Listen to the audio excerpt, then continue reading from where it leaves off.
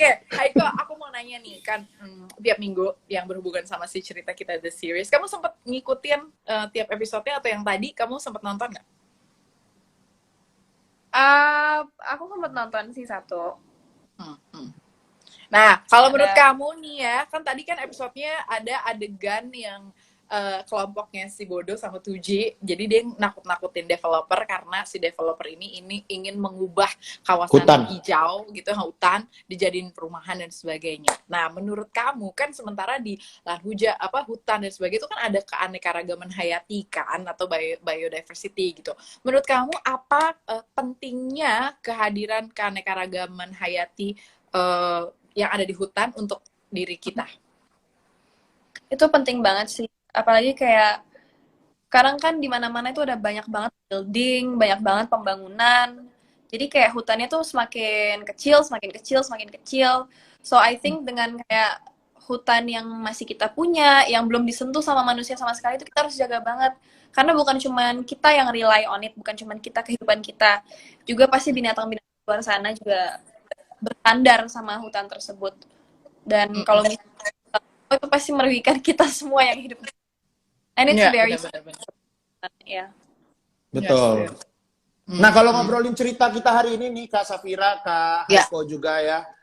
Jadi aku tadi keingetan kata-katanya Pak Wangsit tuh, ada yang dukun tuh. Dia bilang gini, mitos itu diciptakan nenek moyang kita untuk menjaga hal yang penting kayak hutan dan lingkungan. Soalnya kan kita sering banget tuh denger ya kan, wah jangan ke hutan itu, ada hantu katanya kan. Mbak, ini tuh tadi si Hibzi tuh cerita ya tentang makhluk halus. Ada hampir lah genderuwo di hutan nih, kita spesifiknya di hutan gitu. Karena berhubungan sama si seriesnya cerita kita gitu. Tapi kayaknya nggak benar karena ada hantu yang latah gitu. Nah, aku jadi kepikiran nih Mbak Charlie. Bener nggak sih bahwa ada yang namanya makhluk halus di hutan gitu. Kalau secara ilmiah nih Mbak Charlene, secara ilmu pengetahuan bisa nggak sih dibuktikan? Oh, jadi gini Kak, nomor saja sampai makhluk halusnya pusing, cari rumah baru, balas dendam, akhirnya wabah deh kena ke kita lagi. Tuh. Oh, oke. Berarti kalau secara simpelnya adalah kalau yang namanya makhluk halus dalam ilmu pengetahuan dan sebagainya, jangankan di hutan, bahkan di kayak sekitaran kita, di tubuh kita dan sebagainya itu pun ada ya makhluk gitu. Kita selalu ketempelan. Kita selalu ketempelan, bentuknya macam-macam, ada bakteri, ada virus, yang intinya yang nggak bisa kelihatan sama mata kita, gitu ya Mbak Charlene ya? Yoi. Oh, baik. Halo, Safira. Ayam. Enggak, dia mau dirugikan lu. Iya, benar-benar. Bu, aku bukan Hibzi, aku Charlene. Haiko, aku bukan Hibzi, aku Papa Jud. Oke. Jadi ini jadi ya Haiko mungkin lagi bingung gitu ya. Haiko Mbak Charlene juga lagi bingung ya, biasa ngomongin tentang biodiversity, kok tiba-tiba ada Papa Jud. Jadi Papa Jud ini adalah, silakan. Aku adalah Papa Jud. Aku tuh termasuk microbiome tadi kalau dibilang sama aku termasuk bakteri ya. Enggak, jadi aku akan selalu memberikan fakta-fakta mengejutkan di live. Tapi tak dulu dong, biasanya Papa Jud kan hadir dengan bahasa internasional. Betul. Aku akan memberikan pesan-pesan nih hari ini dengan menggunakan bahasa India. Oke. Bahasa Silakan. India ya, oke. Iya. Toje dekat toye jana sanam. Piara hotahe di vana sanam. Apir hasaka hajayegam. Toje gele kucuk hotahe. Jadi katanya artinya apa, Kak? Menerjemahkan jadi Papa Jud hadir di sini untuk memberikan fakta-fakta yang mengejutkan. Nanti Mbak Charlene sama Haiko milih apa yang disampaikan sama Papa Jud, fakta atau gosip. Begitu? Bukan, itu tadi aku lirik lagu India. Toje dekat toye jana sanam. Piara hotahe di vana sanam. Kamu salah mengartikannya ya. Tapi nggak apa-apa. Intinya itu, saya akan memberikan pernyataan. Nanti Kak Charlene, Kak Haiko, Kak Safira boleh jawab. Pernyataan dari aku, Papa Jud itu apakah gosip ataukah fakta ya. Sudah siap semuanya? Aku siap. Mbak Charlene siap? Siap semua ya? Oke. Kak Haiko, Masya Allah. SCTV Viewers, Sobat Aksi juga boleh ikutan boleh. Jawab ya. Gosip siap. Atau fakta. Oke, silakan Papa Jud. Aku akan kasih pernyataan yang pertama ya. Pernyataan yang pertama. Penyebab kepunahan keragaman hayati salah satunya merupakan faktor pembabatan hutan? Silakan Kak Sharlin dulu jawab. Gosip Fakta, apa Kak. fakta? Hah? Fakta. Fakta. Kak Haiko? Betul, Kak Sharlin. Betul. Kak Haiko betul. Kak Safira? Fakta. Salah. Kak Safira salah. Tetap. Kan tadi jawaban sama fakta nih. Enggak, tetap. Enggak bisa. Jawabannya Ayo. fakta. Buat Kak Safira tetap salah, tapi tetap. Jadi, nih ya, buat Kak Sharlin sama Kak Haiko, sumber dari BBC mengutip laporan yang diterbitkan pada tahun 2016, terjadi penurunan populasi hewan di dunia hingga 58% selama 40 tahun terakhir atau sejak 1970. Hal ini akibat dari penggusuran habitat atau pembabatan hutan. Betul sekali berarti. Kak Sharlin? Fakta dong. Iya, betul. Kak Sharlin, Fakta jawabannya. Ya. Ayo. bener nggak sih kalau hutan hilang berarti keragaman makhluk hidupnya juga hilang? Apakah bisa dikembalikan lagi, Kak Sharlin? Waduh, pertanyaan sulit itu, Kak. Pertanyaan sulit. Mungkin dari yang nomor 2 dulu ya. Jadi segala sesuatu di hidup ini kadang hilang tuh hilang selamanya, Kak. Nggak bisa kembali lagi. Itu nomor 1. Sedih gitu kan, Kak ya. Kemudian yang nomor 2 ya, kalau misalnya iya, kan tadi balik lagi ya, hutan itu kan isinya itu kan banyak warga negaranya, mulai dari hewan yang gede-gede sampai kecil-kecil sampai makhluk halus yang tak kasat mata. Nah, kalau hutannya itu hilang akibat dibakar atau dibabat, ya mereka mati nggak bisa beranak, udah akhirnya punah gitu kan. Tapi sebenarnya ya, yang perlu benar-benar kita perhatikan itu adalah sebelum hutannya, kalau gimana ya, kalau di situ tumbuhan, terus sama makhluk hidupnya itu mati, nanti makhluk halusnya dia hidup di mana? Akhirnya keluar deh. Abis itu nempel deh ke badan kita. Salah satunya kayak COVID gini, kan? Oh, Sedih. itu jadi bisa terjadi karena aktivitas pembabatan hutan, ya Mbak Sharlin ya? Iya. Jadi ini misalnya kayak- gini, Oke. kelelawar ya, misalnya dia kan harusnya kan di alam liar. Iya. Terus habis itu alamnya kita ganggu nih, kita bangun apartemen lah, kita buat bangun spot Instagramable lah dan segala macam gitu. Akibatnya kelelawarnya jadi nggak bisa hidup kan. Kegeser, makin deketlah kelelawar sama manusia. Kayak gitu. Terus Jadi makhluk halus penyakit. yang ada di kelelawar pindah ke kita. Ya terus si virusnya loncat kan. Oke, jadi itu juga itu akhirnya membuat kita berpikir ya, jangan-jangan nih aktivitas yang kita lakukan gitu ya, justru misalnya apa yang terjadi nih sama situasi dunia saat ini gitu, wabah dan sebagainya, itu karena aktivitas kita juga nih. Saya jadi ingat nih Mbak Sharlin, Hifzi dan juga Haiko dan juga Fever Sobat Aksi, bahwa aktivitas pembabatan hutan atau deforestasi ini ternyata tahun lalu tuh bisa berapa ya, lebih dari 70% apa kalau nggak salah, aktivitas pembabatan 75% bahkan kalau nggak salah ya gitu, atau mungkin sekarang udah naik lagi, itu kan tahun lalu.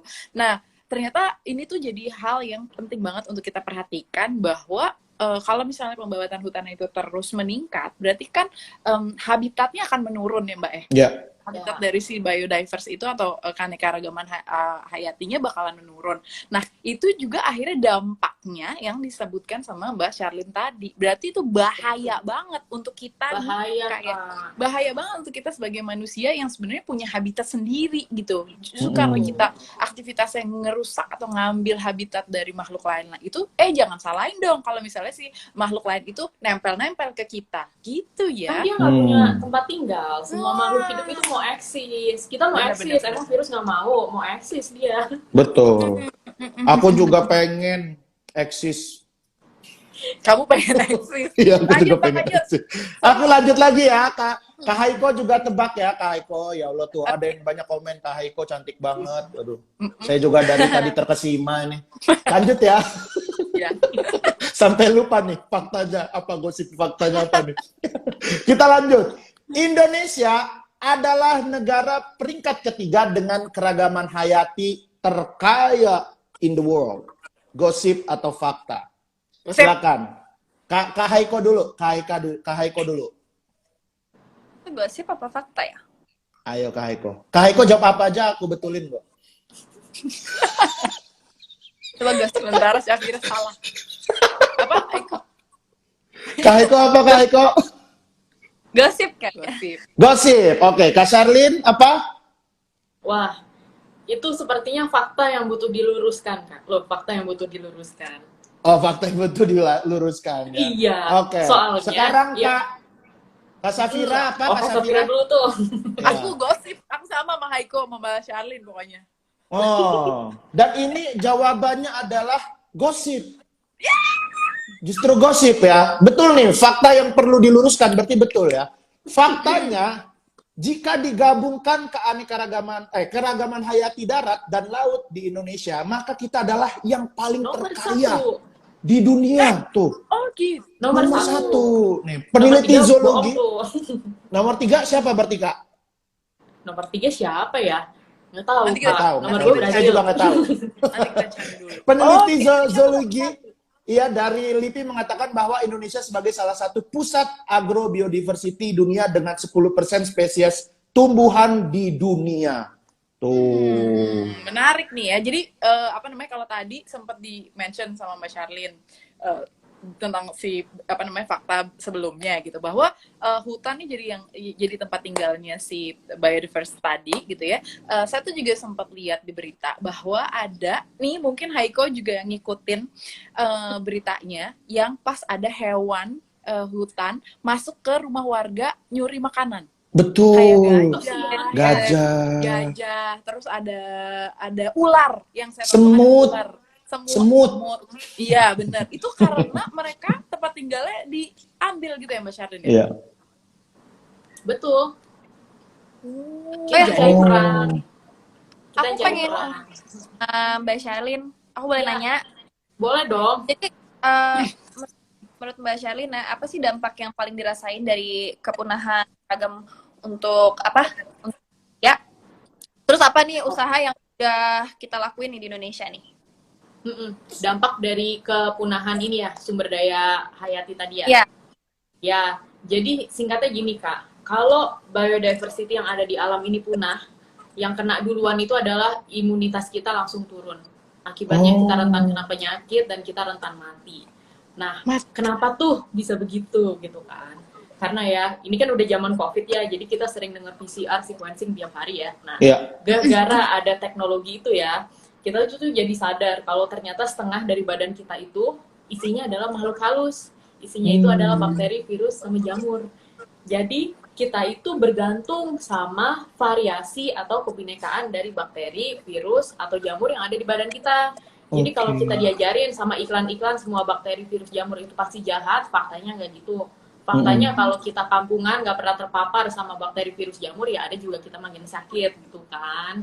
Nah, jadi gimana sih kita bisa mendapatkan koleksi bakteri, virus, jamur yang bervariasi nih supaya imunitas kita bagus.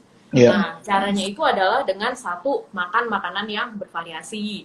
Kayak kata nenek moyang kita dulu ya, gado-gado 7 rupa, sayur lodeh isinya 7, sayur asam isinya 7. Itu nggak bercanda gitu kan. Itu beneran. Itu beneran. Itu dari makanan. Yang kedua itu adalah dari lingkungan. Karena makhluk halus itu suka transfer data, Kak. Udah kayak kirim-kirim Bluetooth aja gitu loh. Jadi daun kelor, makhluk halusnya profilnya beda. Daun kangkung beda gitu kan. Daun beringin beda, daun pisang beda. Jadi makin alam kita itu isinya segala macam daun, kita tuh makin terpapar.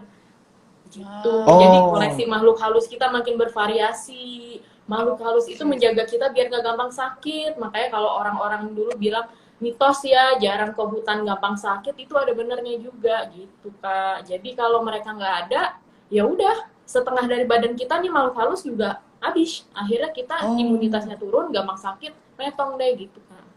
Wow. Kalau aku di dalam tubuh ya, itu makhluk halusnya kayaknya kurang lengkap. Tapi kalau di luar tuh aku memelihara banyak jamur-jamur Kak di kulit. Kayak di sini ada kudis, panu, kurang. Jadi lengkap kayaknya ya. Kamu kurang masukin makhluk halus Kak ke badan-badan. Iya, aku cuma di luar doang aku ya. Khusus luar lengkap aku Kak. Berarti sebenarnya kehadiran si biodiversity atau potensinya yang ada di Indonesia itu adalah sebuah hal atau fakta yang sebetulnya mesti kita banggakan, dilestarikan bahkan atau dijaga gitu ya Mbak Charlene. Betul dong. Oke. Nah, dan ini nggak bercandaan loh. Ini ada fakta nih, mengejutkan banget nih faktanya. Jadi ada satu penelitian nih. satu penelitian yang meneliti keberagaman makhluk halus yang ada di perut orang. Nah, Ya. orang yang makhluk halus di perutnya itu